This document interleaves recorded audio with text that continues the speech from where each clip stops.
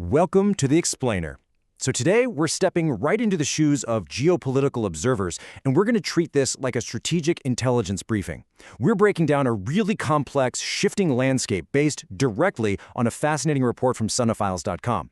It's called How the United States and Israel Are Losing the Broader War Against Iran. And look, the core of what we're exploring today is this massive growing disconnect in modern warfare, the gap between winning battles on the ground and actually securing long-term political outcomes. For anyone watching global power dynamics, wrapping your head around this is absolutely crucial. Okay, let's just dive right into the briefing agenda. We're going to cover the illusion of victory, military success versus political failure, tactical gains versus strategic stalemates, maritime leverage, and finally, failed negotiations and the global fallout. We're going to impartially lay out the tactical realities against the strategic aftermath, strictly based on our source. Section 1. The illusion of victory, evaluating conflicting claims of success. You know, following a recent temporary halt in the conflict, almost everyone involved, the US, Israel, Iran, even the UAE, have all thrown their hands up and claimed some kind of victory. Now, you might be wondering, how is that even possible? Well, it's because modern warfare has fundamentally changed. It's really no longer just about taking territory. According to the Sonophiles report, the whole definition of victory has evolved immensely. We're living in the era of asymmetric warfare. In this framework, weaker actors don't actually need to completely dominate the battlefield to win. They can literally declare victory just by avoiding total collapse and keeping their ideological resistance alive. It's a completely different mindset. Since the weaker side sees the conflict as an existential threat to their actual survival, while the stronger side is usually just chasing specific political goals, well, there's a huge imbalance in what kind of losses they're willing to tolerate. Sometimes, just surviving the day is the win. Moving on to Section 2, Military Success, Political Failure, the historical precedents of strategic loss. And this brings us right to the main thesis of our source material, how overwhelming military success can actually mask deep, long-term political failure. The Sonophiles report walks us through a pretty clear historical pattern to prove this point. Think back to Vietnam in 1968, specifically the Tet Offensive. The U.S. definitely held the battlefield advantage, but it turned into a massive political defeat back home. Fast forward to the 2003 Iraq invasion.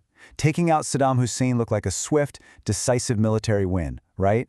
But ironically, it evolved into a strategic failure that actually ended up expanding Iranian influence in the region. And it's the exact same story in Afghanistan from 2001 to 2021, a quick initial win against the Taliban that devolved into a 2-decade-long strategic defeat. The report uses all these precedents to show us that today, in this 2026 conflict, initial battlefield dominance frequently devolves into massive strategic defeats. Section 3. Tactical gains versus strategic stalemate. Impartial assessment of the current conflict's battlefield realities. Let's impartially break down the measurable results on the ground right now for both sides, exactly as the source lays it out. This comparison is vital for our briefing.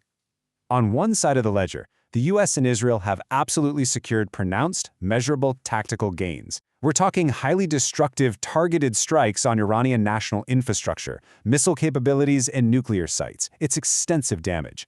But on the flip side of that ledger, Iran has demonstrated what the report calls strategic resilience. They've managed to keep their political system completely intact, their command and control structures are still functioning, and they've actually kept launching counterattacks, sustaining operational pressure despite taking massive hits. So both sides are achieving victories here, just in totally different arenas of the conflict. But here's where things get incredibly complicated. There is a massive disconnect between those tactical gains and the actual overarching political goals.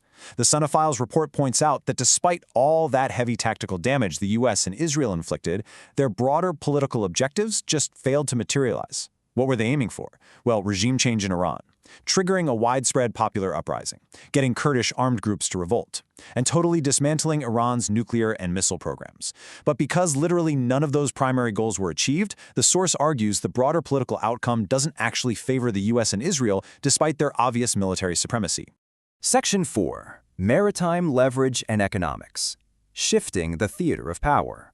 So, if you're Iran and you're taking heavy losses on a traditional battlefield, what do? You change the battlefield. And this is a perfect example of asymmetric warfare in action.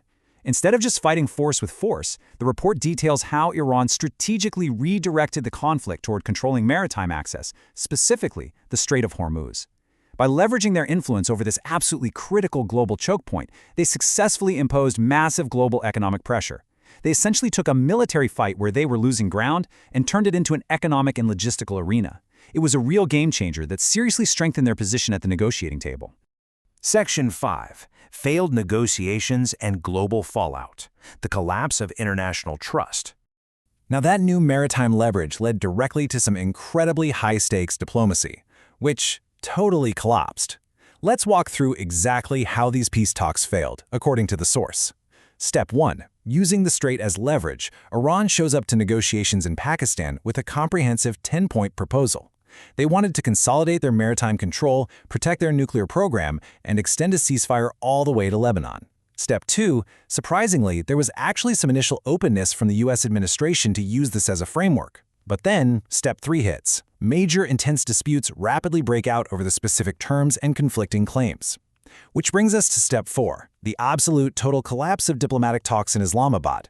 And the crucial takeaway here is that this whole situation has extracted a massive political and diplomatic toll on everybody involved. Looking at the US and Israel axis, they've taken a real reputational hit, alienating even close allies who backed away, citing international law concerns. Plus, they're facing severe international accusations over their targeting strategies. But the Iranian axis is definitely not immune to the fallout either. Their actions have seriously spiked regional tensions. By targeting civilian infrastructure like oil facilities and power stations in the Gulf states, Iran risks pushing those exact same Gulf countries right into the arms of the US-Israeli axis. That's going to make Tehran's future diplomacy in the region incredibly complicated. The Sunophiles report really emphasizes that in the broader battle for global public opinion, the United States is actually losing ground. The report backs this up by citing some pretty severe assessments from United Nations experts. To quote them directly, the war was characterized by unlawful conduct, including strikes on civilian targets and the assassination of a recognized political leader of a sovereign state. When you have statements like that coming out, you can clearly see how international trust is deeply, deeply fracturing. And that brings us to the end of our intelligence briefing today and leaves us with one seriously provocative question from the source material. In an era defined by asymmetric warfare, where a weaker actor wins just by surviving, and where controlling an economic choke point like the Strait of Hormuz can literally paralyze the globe, can traditional military supremacy ever secure a lasting political victory? The tactical wins on the ground are totally undeniable, but the strategic and political losses might just dictate the future of the entire region. It's something all of us geopolitical observers need to be thinking about moving forward. Thank you so much for joining this explainer. Keep asking the hard questions, and I'll catch you in the next briefing.